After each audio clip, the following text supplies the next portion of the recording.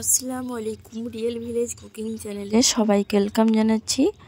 আজকে একটা নতুন পর্ব নিয়ে আপনাদের কাছে হাজির হলাম। খুবই মজাদার এবং টেস্টি, একবার খেলে সবাই প্রশংসা করবে। আজকের এই রেসিপি আপনাদের সঙ্গে শেয়ার করব। খুবই সহজ পদ্ধতিতে সামান্য উপকরণ দিয়ে সহজেই এই রেসিপি বানানো যায়। একবার খেলে মুখে স্বাদ লেগে থাকার মতো। তাহলে চলুন শুরু করা যাক। আপনারা স্কিপ না করে পুরো ভিডিওটা দেখতে থাকুন, খুবই ভালো লাগবে। এখানে আমি 2 কাপ দুধ নিয়েছি, বড় কাপ মাপ করে 2 কাপ পরিমাণে দুধ নিয়েছি। এবার এই দুধটাকে আমি জাল দিয়ে ভালো করে যতক্ষণ বলক আসবে ততক্ষণ অপেক্ষা করব। এই দুধটা কিন্তু আগের থেকে জাল করে ভালো করে আমি ঘন করে রেখেছিলাম। আবারও আমি খুব ভালোভাবে গরম করে নিচ্ছি।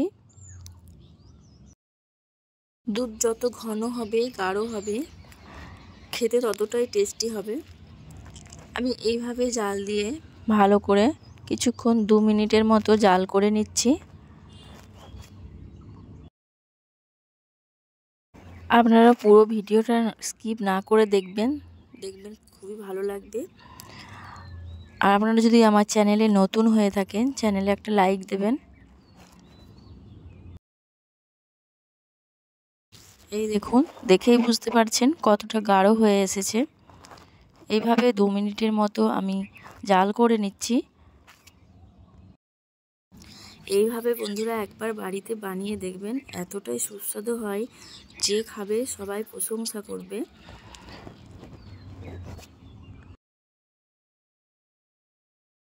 যখন খুব ভালোভাবে জাল করা হয়ে যাবে, আমি এখানে এলাচ দিয়ে দিচ্ছি।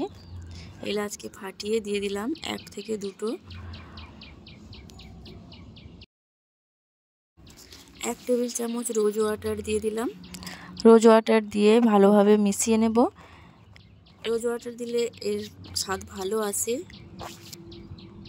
এবার দিয়ে দিচ্ছি 1 বাটির থেকে সামান্য কম চিনি। আপনারা চিনির পরিবর্তে কনডেন্স মিল্কও ব্যবহার করতে পারেন। ভালোভাবে নাড়াচাড়া করে একটু জাল করে নিতে হবে। এবার এই পর্যায়ে আমি নিয়ে নেব দুধ। আমি হাফ বাটি পরিমাণে দুধ নিয়ে নিচ্ছি। হাফ বাটি পরিমাণে দুধ নিয়েছি, দুধটা ঠান্ডা দুধ। এবার এর মধ্যে আমি দিয়ে দেবো কাস্টার্ড পাউডার। 2 টেবিল চামচের মতো কাস্টার্ড পাউডার দিয়ে গুলে নিয়েছি। এবার অল্প অল্প করে দুধের মধ্যে দিয়ে নাড়াচাড়া করতে থাকবো। একবারই একসঙ্গে দেবো না, অল্প অল্প করে দেব আর নাড়াচাড়া করতে থাকবো।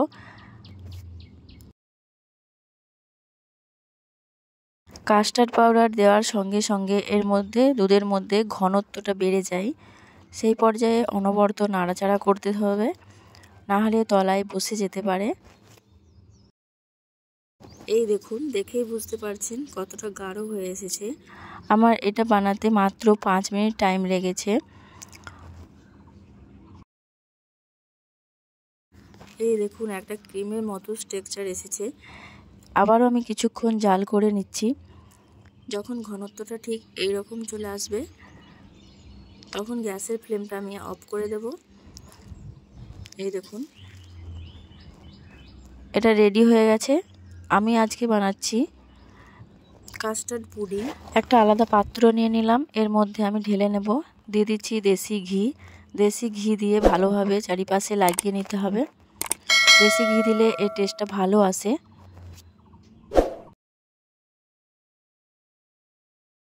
এবার আমি যে মিল্ক কাস্টার্ড বানিয়ে রেখেছি সেটা এর মধ্যে ঢেলে দেব।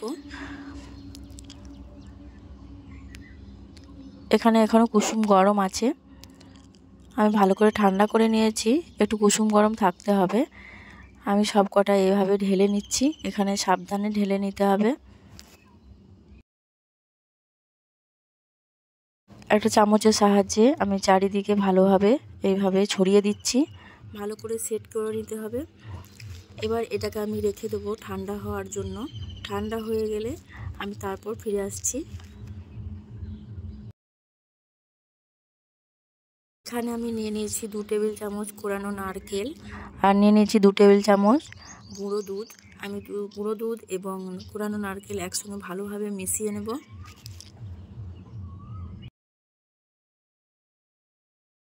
আমি যে পুডিংটা বানিয়ে রেখেছি, পুডিংটা ঠান্ডা হয়ে গেছে। এবার দেখুন আঙুল দিয়ে এইভাবে টানলে সহজেই ছেড়ে আসছে। এই দেখুন এইভাবে টানলে সহজেই ছেড়ে আসছে।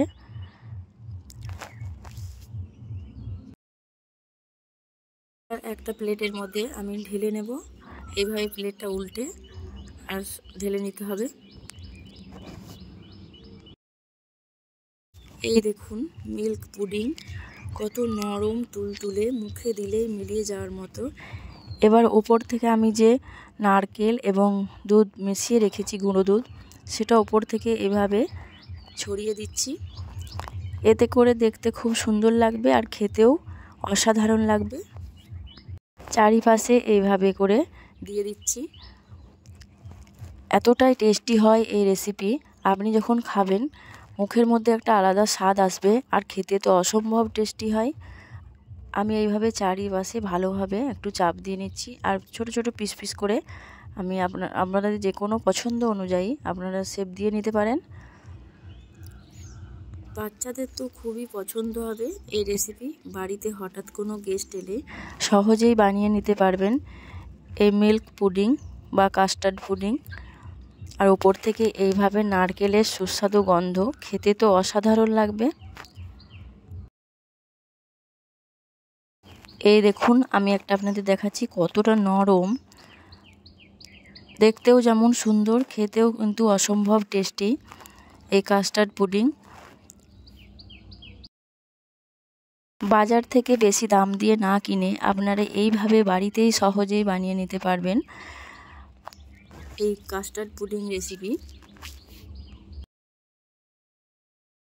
বাড়িতে একবার হলেও ট্রাই করে দেখবেন আর কেমন হলো কমেন্টে অবশ্যই জানাবেন।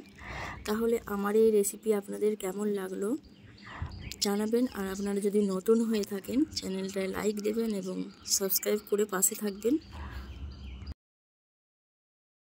এই দেখুন, দেখেই বুঝতে পারছেন কতটা টেস্টি। একবার খেলে মন ভরবে না, বারবার খেতে ইচ্ছা করবে, এতটাই টেস্টি হয়।